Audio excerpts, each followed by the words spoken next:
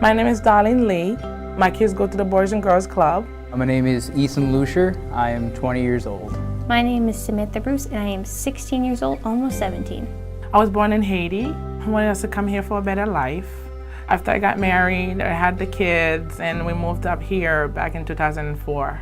I believe I was about six or seven. I'd probably say six. That's when I started going to the Boys and Girls Club. I was 9 years old and my parents came up to me with either I would have to go home after school or go to the Boys and Girls Club. And at first I chose to go home, but then I found it was really boring. When I was younger, there wasn't a lot to offer other than the club and the YMCA, so I felt that the club would suit me, so did my parents, so that's what we went with. Sabrina is, she's 10 going on 11. She'll be 11 in June 8th. She's very shy at times. And the twins, they just turned 9. Ever since they were born, we knew there was some kind of problem. Malik used to be on the floor a lot, crying a lot. I believe at one time hitting. Sasha used to hit herself a lot as far as screaming and, grinding her teeth when she doesn't get her way. I didn't really have any friends. I was very, now that I think about it, I don't think I had one friend as a child. I would pretty much go to school, be by myself, eat lunch by myself, sit by myself in classes, and go home and be by myself some more. I didn't really make the best selection of certain friends in high school. Wasn't really a leader, more or less a follower. The last 2 places that my kids were, they didn't understand my kids. They did not know how to treat, especially Malik. He's he's the one with the ADHD. I felt like they didn't want to put their time in and to understand where he was coming from. I was very unhappy there, and so I found Riverbend. I found Riverbend like 2.5 years ago, and actually Riverbend and Concord Boys and Girls Club together, they actually helped me a lot. We've been partnered with the Boys and Girls Club for many years to be able to have our kids be able to come here and participate in the after-school programs as well as in their Boys and Girls Club summer program. So when Riverbend is there as volunteers, they will see an issue arising or happening and intervene immediately, and that's huge. We provide a lot of comprehensive support to families, including in-office therapy, as well as family support, and support in the community through therapeutic behavioral support, which we provide with our staff here at the club. And Riverbend is also working with me how to, how we all in the same page, and how we should, we're treating them the same way when they're having the bad behavior, and so we work together. I have changed dramatically.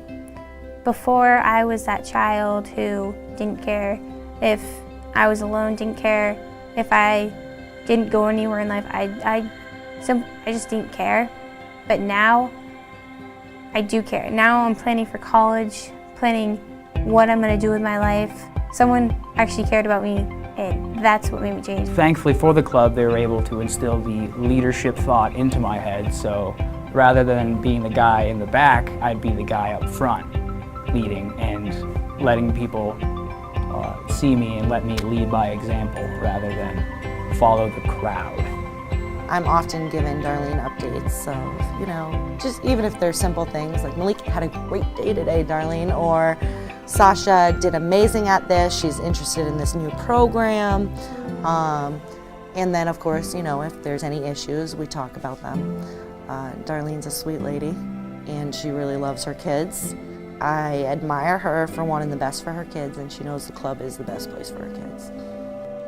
From the 2.5 years that my kids has been here, I've seen a lot of growth. And then it takes a load off for me because they're working together to help my kids out. Everybody down here, we don't treat each other as friends, we treat each other as family.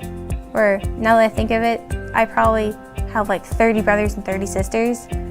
And that's one of the good things, is that while you may have family somewhere else, you have family here. And it fills in the blank that, yes, I have family, but I also have family everywhere around me in this building. It's the families like the Lee family that really reminds me what we do here and the changes that we make and what we're capable of.